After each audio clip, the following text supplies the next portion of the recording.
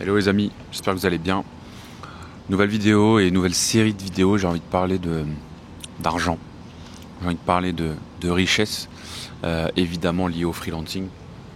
Et donc ça va être le sujet des prochaines vidéos qui vont sortir sur la chaîne. On va parler d'argent, on va parler d'investissement, on va parler de freelancing. Et je voulais commencer par un basique, qui est une question d'ailleurs implicite que beaucoup de gens me posent ou que beaucoup de gens se posent. Est-ce que le freelancing peut rendre riche? Alors c'est toujours un terme assez intéressant parce que personne n'a vraiment la même définition de richesse. Le freelancing te rendra rarement milliardaire ou même millionnaire en tant que tel. Alors oui, le freelancing va te permettre de générer beaucoup d'argent, beaucoup de liquidité, parce que c'est un business de flux, hein. Donc j'ai déjà parlé de cette différence aujourd'hui entre flux et stock. Donc le freelancing, c'est une activité de flux, donc c'est une activité qui ne peut pas rendre riche. Je connais pas de freelance qui sont devenus millionnaires. Si on prend par exemple l'exemple d'Andrea Ben Saïd qui a créé l'agence Eskimos, c'est un freelance à la base, mais il a bootstrap derrière une agence avec donc des recrutements, etc. Et donc on va considérer qu'il est plus freelance. Donc l'activité en tant que telle de freelancing ne rendra pas riche.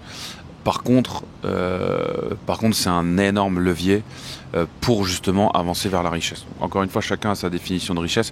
Si on part du principe que être riche, c'est disposer de ressources financières et de ressources temporelles, eh bien, le freelancing peut permettre de faire ça.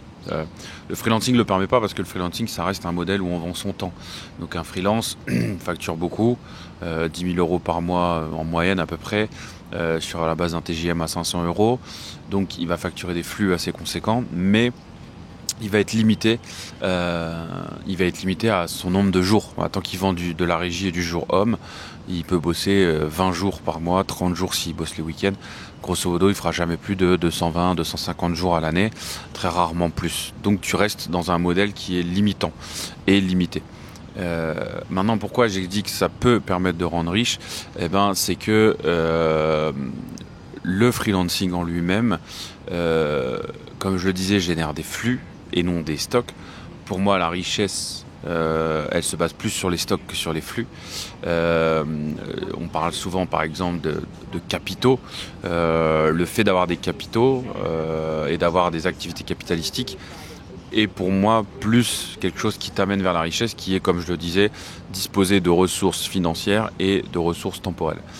Donc comment on arrive à transformer ces flux en stock? Eh bien tout simplement en investissant.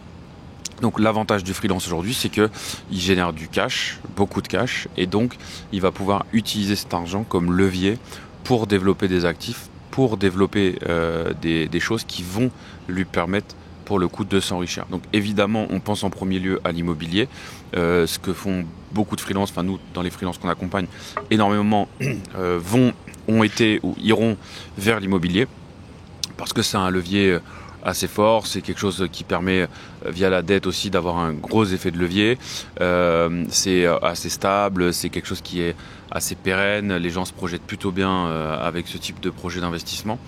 Donc c'est clairement un levier et un actif intéressant à développer quand on est freelance et qu'on génère des flux. Il y a évidemment plein d'autres manières de développer des actifs.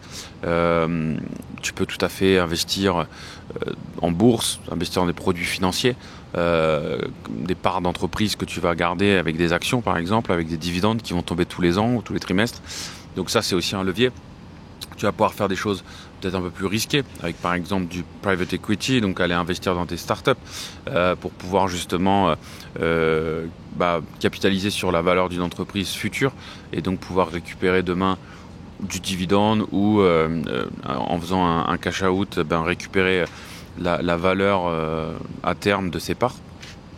Donc tu as plein de manières de faire et c'est ça l'idée, c'est que le freelancing en lui-même, en tout cas moi je déconseille à n'importe quel freelance de se contenter de son activité parce que c'est très limitant et parce que aussi, j'en avais déjà parlé dans une autre vidéo, mais le freelancing a quand même un inconvénient, c'est qu'il amène une sorte de précarité au freelance, puisque tu es très peu protégé au niveau social, au niveau retraite.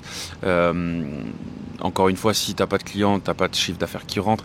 Donc tu as quand même une forme d'exposition à certains niveaux de risque sur certains sujets qu'il faut prendre en considération et qu'il faut maîtriser. Et donc c'est pour ça que quand tu es freelance, il suffit pas de se payer un lifestyle de fou et de vivre la Dolce Vita. Il faut vraiment mettre en place une vraie stratégie par rapport à ta vision, par rapport à ton aversion au risque, par rapport aux sujets, aux domaines qui vont t'intéresser.